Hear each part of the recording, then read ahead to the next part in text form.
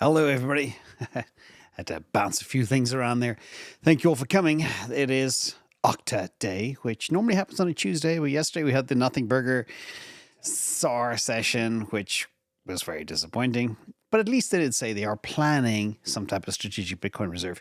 But we're going to get into a bunch of stuff today. We're going to talk about, the trade war. And it ended before it even started, or did it? Or is it still a shadow over the markets? The markets are kind of weak. The crypto market cap is now 3.26 trillion, just under that magical 1/3 of 10 trillion. Volume is very high, 200 billion, but things aren't really going anywhere. And Bitcoin dominance is about 60%, which is big. But fear and greed is still very high. But let's get into the whole story. And thank you to the mods in chat, Sean Donnelly, TND, TSLA, Kate, and everybody else. And of course, I'm just a guy on the internet. And this is not financial advice. And shout out as well to TND Tesla and Patreon at All About Bend, Oregon. Join Patreon and you will be in the best finance community on the interwebs. This is true. Anyway, thank you all for being here. We're going to start with the ugly news, then the bad news, then the good news. But there is quite a bit of ugly news. First of all, I have to reiterate this again. I got not one, but two Coinbase scam phone calls yesterday. And even though I have nothing there, it's still very unrattling to know that you're trying to be targeted by a scammer. And what is stunning about this article from CoinDesk, I think it was, Zach XBT has calculated that in the space of 1 year, 300 million was stolen from Coinbase users. 300 million dollars. That's a lot, everybody. Do not send anything to anybody. Whitelist your addresses. Do not use your cell phone as a 2FA. Do not hit on any links. Do not give anything to anybody. And do not trust anybody who calls you. Coinbase will never call you. In fact, I made a whole video on it. The link will be here after I just search I'm exposing a scammer who called me. And you'll see how they work and how slick they are. Again, do not trust anybody. Coinbase or a bank, etc. will never call you looking to help you or say, oh, we think there's fraudulent activity in your account. It's BS, okay? They don't have any customer support. Anyway, back to ugly news. Token unlocks, a couple of big ones. The usual suspects, as always, are there. ENA, Eigen, Aptos, Renders in, but it's a tiny 0.1% unlock, so it's really a nothing burger. IO, etc. Axie Infinity, the game money grabs are still there too, so just be careful. I've noticed actually a big uptick in layer 2 ETH unlocks as well. Somebody's trying to get their money. And that's why last year, all the layer 2s absolutely went down during a bull market. So that's signal right there. Bobble Doc, thank you for coming. Now, this is other sad news too. I always talk about the importance of having a castle and the American dream. And this is happening all over the world, not just in the United States. But what's stunning to see now is we have the worst home affordability ever in the United States. You need about $120,000 plus of income to afford a median home. And the US median household income is only about $80,000. So there's a big discrepancy there. Very few can afford the American dream, which is really bad. Anyway, moving on to the bad news. That was the ugly. The bad, we didn't have a good week. We didn't have a good week at all in the markets. This is the last 7 days versus Bitcoin. Ethereum got hit hard, down nearly 9%. XRP down nearly 12%. Solana down 6% versus Bitcoin, etc., etc. A lot of red, a little bit of green. Hype, XMR, Tau, etc., but mostly red across the board. And in dollar terms, or as I say, melting ice cubes, it was also ugly. Bitcoin down 3.5% for the week, etc., etc. Everything kind of bloodbathy, and this is all impacted by the tariffs and people not understanding exactly what they mean. I've spoken about that in great detail. I'm not going to cover it again. Moving on. XRP. Shout out to Marty Party as well, who's been on top of this. But XRP Ledger was down. This is an article by Vince Diocchino. The Ledger apparently halted block production for an hour or two in the last 24 hours. And it spontaneously recovered. That's interesting. And apparently, no loss of assets or transactions. But even now, as Marty would say here, the transactions per second for XRP is 20. And that's not going to work out. It's, again, the valuation of this thing is just stupid. And I don't care. I call out stupid valuations, whatever it is. That's just what we do here. I have no agenda, etc. Anyway, another kind of crazy news. Breakthrough from Apple. We've been waiting for innovation, something big, since the Apple iPhone. And here we are. Apple launches the Invites app. It's amazing. Huge innovation coming. And it even does RSVP tracking. Oh, it integrates Maps too, and nobody uses Apple Maps. This is just a classic sign of how a very disruptive company just shrivels up and dies. No growth, no nothing, no innovation, no creativity. Shocking. Absolutely shocking. The best they can do. And that's reflected in the stock price as well. Anyway, thank goodness we can get into the good news. And sorry for being a little bit tongue-in-cheek there about Apple. But I have warned you for a couple of years now. Let's talk about fear and greed. Fear and greed is at 72. And it was all over the place. Yesterday, 44. What a dip. What a swing. And a lot of people say fear and greed is kind of weird, but it is pretty good because when it's really, really low, like 25 or below, it's a good time to buy. Let's look at the narratives year to date. Pretty stunning. ETH down 22.8%. Bitcoin up just a fraction. Actually, this is not year to date. This is over the last month. Correction. Title is off. But then again, we're only in the 5th of Feb, so you could call it year to date almost because it's off by 5 days. But Bitcoin still positive for the last 30 days. And the top narrative so far, real world assets are back. Centralized exchanges still positive and store of value as well, all positive. Let's check in on AltSeason. Everybody's asking, is there going to be an AltSeason? Well, we've been middle of the road now for just over a month, i.e. at 50, bouncing on 50, which means Bitcoin isn't beating the top 50 alts, nor are the top 50 alts beating Bitcoin. In fact, this looks a little bit more dramatic when you look at the breakdown. Most of the alts are bleeding out really badly over the last month, with the exception of GT, Monero, XRP is positive, etc. Jupiter is up there, up 3.5% over the last month. But the bloodbath to the right is pretty scary. A lot of old dinosaur coins, too, have just been absolutely brutalized so far this year. Bitcoin is literally at break-even, flat, right beside SOL. And I don't even know what CBB Bitcoin is, but it's probably a stable coin or something. And yeah, that's where we are with alts. Let's check in on money flow. What's happening with the money? Follow the money. Digital assets did see 527 million come in last week, but intra-week flows were very mixed. We had a lot of up and down, a big sell-off, and I've noticed ever since these ETFs launched on January 11th, 2024, TradFi sells the bottom. They panic sell. Literally, if Bitcoin goes down to 92,000, 91,000, they panic sell.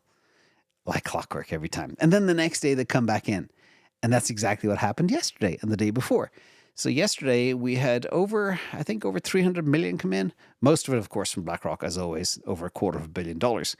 And let's look at the breakdown per different assets. You can see Bitcoin, the majority, 486 million. Solana, 4.5 million. XRP, 14.7 million. Again, it's a mystery as to why. Absolute mystery. Chainlink, 3.1 million. And Cardano, $1 million. So again, lots of mysteries out there. We'll talk about the best blockchain in a minute.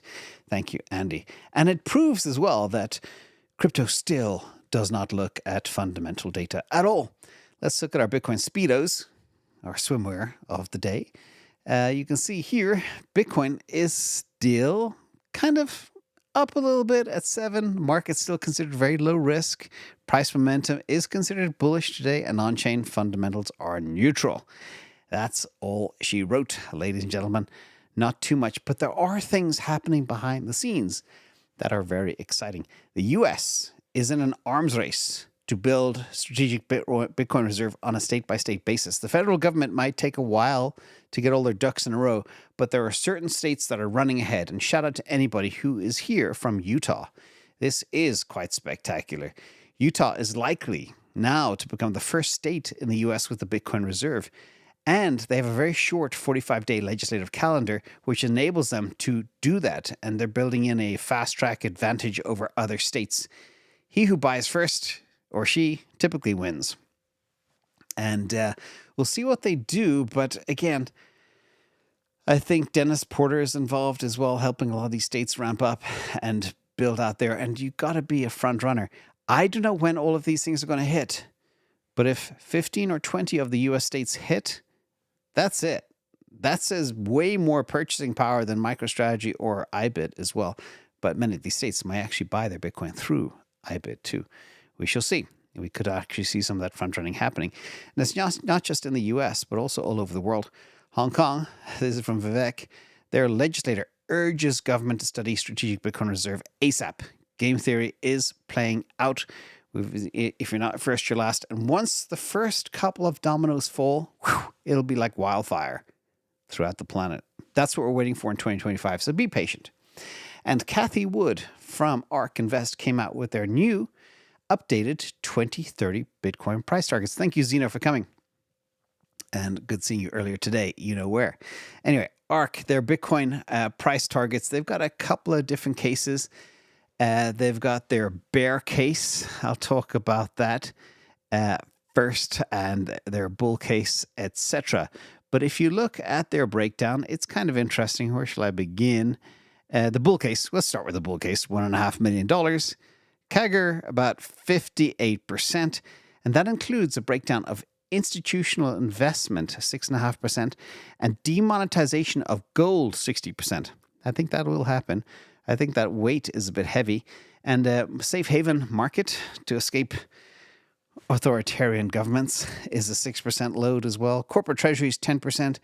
And Bitcoin on-chain financial services, another 60% load. That's like borrowing against your Bitcoin, etc. I think a lot of that stuff will come as well. The bear case, we'll talk about that before we get to the expected case. That's a CAGR of only 20%, 21%, I think. And that takes us to $300,000. Digital gold demonetization of 20%, etc. Very little on-chain financial services for Bitcoin. And then their what do they call it? Expected case, 700,000. Again, not too bad. Different levels of demonetization of gold. I think if you look at what's happened over the last 12 months, there are 2 buyers of Bitcoin. Just 2 that are buying at all. That's MicroStrategy and Blackrock. Okay, the rest are kind of crumbs. The question is, when is the third big buyer coming? And in what form will they take? That will be interesting. And that's what they need to talk about here. And also, I would have included a concept called supply crunch. What happens if all the big players come in and all of a sudden there is no Bitcoin to be had? That's it. This thing will kick off like nobody's business. Now, on the other side of the coin too, hash, and I debated with myself whether I should put this in the good news or the bad news, but I put it in the good news because the higher the hash, the higher the security of the network. But the hash just broke a new all-time high. This is from the tabbing model here. It keeps on going up, and it's nearly at that 1 billion mark of hash per second, or exahash per second. I sometimes get. I think it's, anyway, it's a massive amount of compute to keep this network secure. But this also, on the other hand, is bad for miners. It makes it even harder for them to generate rewards, and they need an awful lot of hash power to be able to do that. So those miners that aren't growing their hash aggressively, even in this bull market, will fall behind. Now, another component of this is MicroStrategy. We mentioned before, everybody's asking if we have earnings coming out at the close of business today. And the top questions I hear you all ask is, will they have FASB implemented? The answer is probably not. If they do, it'll be a big surprise. Tesla got their ducks in a row real fast, but I don't know. If they do, it'll be very, very, very good for earnings. I don't think they're ready yet. It'll probably be next quarter. Will earnings be bad? Yes. They're expected to earn minus 9 cents per share, but that's off their traditional business, etc. Will MicroStrategy sell off? Could go down to 300 again like it was a few weeks ago. But the game for Saylor is to stack as much Bitcoin as he can. And the billion-dollar question is, when will they start tapping the convertible bonds? I calculate it's a little over 18 billion in convertible bonds of the 2021 plan that needs to be tapped still. They will have a lot of ATM. They got the approval to increase the number of shares. And they have the new preferred stock Stark. Preferred stock, Stark, STRK, is a ticker that'll come out at the end of the month, and they'll pull in about over $500 million of that. So I do expect them to buy a truckload of Bitcoin maybe later this week or early next after earnings. They're in the quiet period, and that's why last week was the first week in 12 weeks that Saylor did not buy any Bitcoin. And they've also spent over $20 billion on Bitcoin since the 11th of November. Stunning. Again, two players that matter. Those that BlackRock represent and MicroStrategy. And, I forgot to mention as well, the Norwegian Sovereign Wealth Fund is also stacking MicroStrategy. They don't buy Bitcoin, but they have over, I think now, 1% of MicroStrategy, which is a lot. So does a sovereign wealth fund or central bank or whatever you want to call it in different nations already have Bitcoin? The answer is yes, but in stealth form. Now, let's talk about the big story of today. A lot of people do believe a SOL ETF is incoming this year, and Polymarket says 85% chance it will come, and probably sooner than later because the SEC is now crypto friendly. Yay! Instead of being punitive, they are supportive. What a relief. It's wonderful. And Messari, shout out to the team at Messari, they came out and they wrote a report on Solana. And they said Q4 is the best quarter in blockchain history for all metrics. The chain gross domestic product is up 213% to nearly $1 billion. TVL, nearly $9 billion. DEX volume grew 150%. They do about $3.5 billion daily in DEX volume, more than any other chain, and sometimes across all the other chains combined. Liquid staking is up 33% as well. They have now 18 Fire Dancer validators. Stable coins grew, doubled basically in a couple of weeks. And then you got DPIN and PayFi and payments and stable coins and all the DEXs and perps and all the use cases you can believe. There is no blockchain like it, no matter what metric you look at. And that's where we are. It's a black hole. And it's here. And Messari said that. Best blockchain. Now, I get a lot of questions. Question I got yesterday was, why do you own Bitcoin when Solana is so much better? Well, Bitcoin is a store of value. That's why. Solana is a blockchain used for general world purposes like payments and DEXs and all that type of stuff. But if you look at the data discrepancy, and we can do this across all blockchains, but the speed and the finality and the transactions per second, the daily transactions, Solana has 21,000 times more transactions than Bitcoin. It has 1,000% more users. It has way more activity on chain, and fees are 1,600 or 1.6 million% more. It's just, if these two were the same, the market cap of Solana would be many multiples that of Bitcoin, but it's not. The Bitcoin thesis is store of value and scarcity, okay? Just like gold was for the last 5,000 years, but that's done now, in my opinion. A lot of people are still very bullish in gold. I don't know why. But Solana is still desperately undervalued. Now, there was always one thing nagging at me because there's one other chain that was better across one parameter, and I didn't like it. It was Sui. And I have some Sui as well. Full disclosure. That's my backup layer one, because Sui is rock solid, but it had one advantage where it was better than Solana. And that was speed, the finality. And Sui could process a transaction in 400 milliseconds. Well, guess what? Breaking news. Epoch 737 on Solana is the fastest ever, and the slot times drop below 400 milliseconds. So the only thing where it was a little bit slower was finality. And guess what? It's now faster, as Mert always says, faster. In fact, Mert tweeted this too, visibly faster, and they have not even started. They have not even begun. And he was retweeting something from Marius Camino, and it shows you the average slot time per epoch is coming down.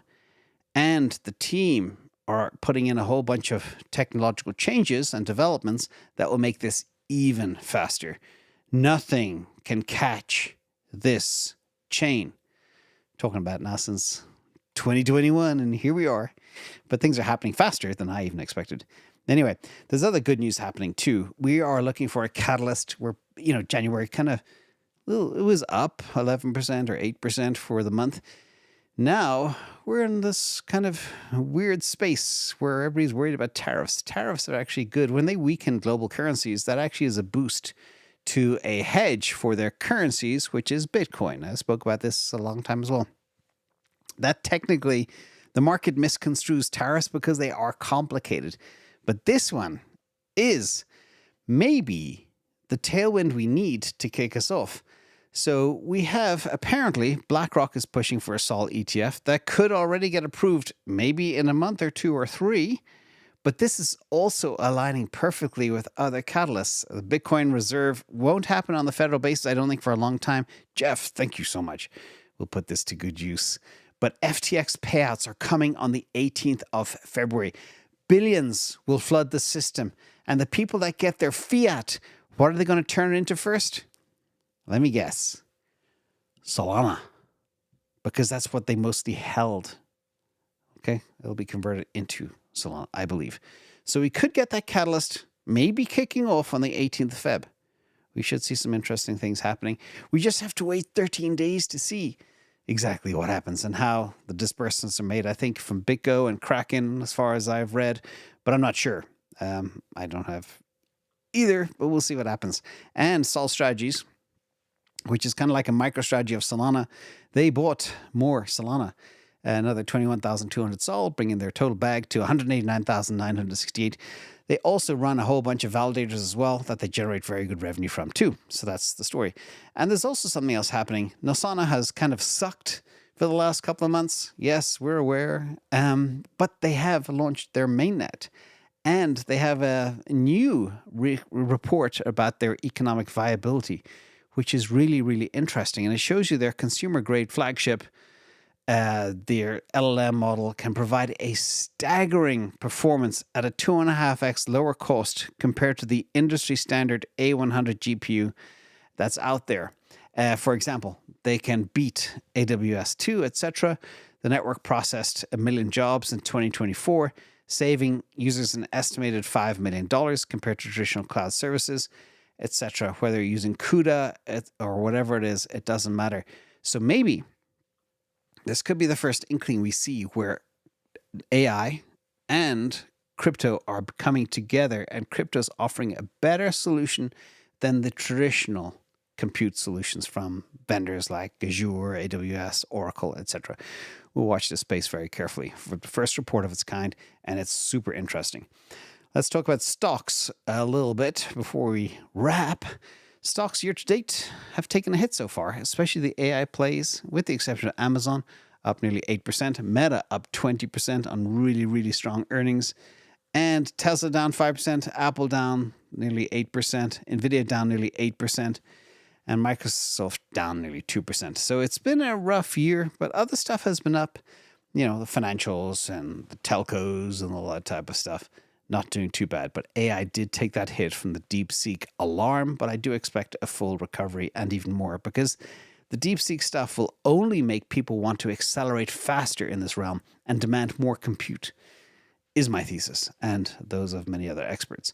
Speaking of the biggest AI AGI play on the planet, Tesla, a shout out to Herbert, friend of the channel, fellow cyberbull. Their second Megapactory is going live next week in Shanghai. And this will be huge. And like it or not, the Chinese also accelerate faster. They ramp faster. They build faster. They build more effectively, more efficiently.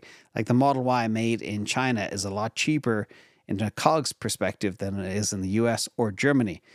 I expect the Megapacks to be built cheaper to retain that 30% margin, and the revenue will explode and double because there's infinite demand for these things because of the AI revolution. And that's very interesting. And Piper Sandler, at the breakthrough moment, stating the obvious, they say Tesla is better insulated than other automakers from a trade war. Yes, because they have locally sourced their supply chains in all the countries, and they have distributed their gigafactories across the planet, So they are mostly insulated. If, again, as I said before, if the Mexico-Canada 25% tariffs go into place, that will absolutely destroy the entire automotive industry in the United States, which means its threat is never going to happen. The executive branch of the government will not kill the auto industry in the US because a lot of people lose their jobs. And that's just numbers.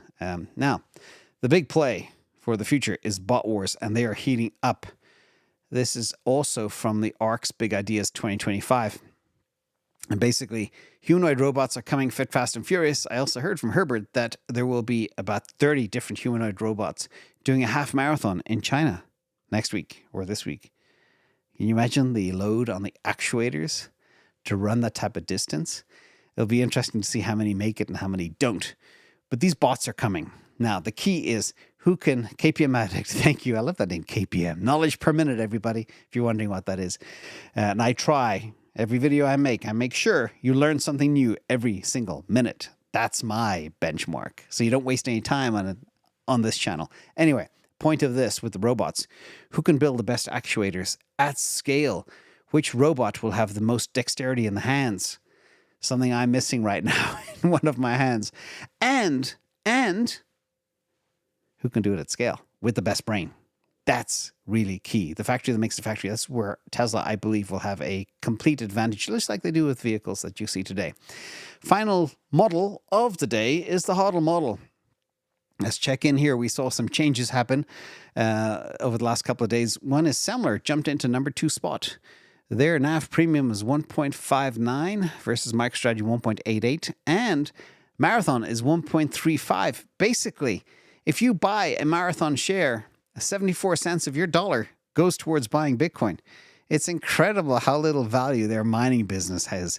But it also is reflective of how brutal the mining business is too.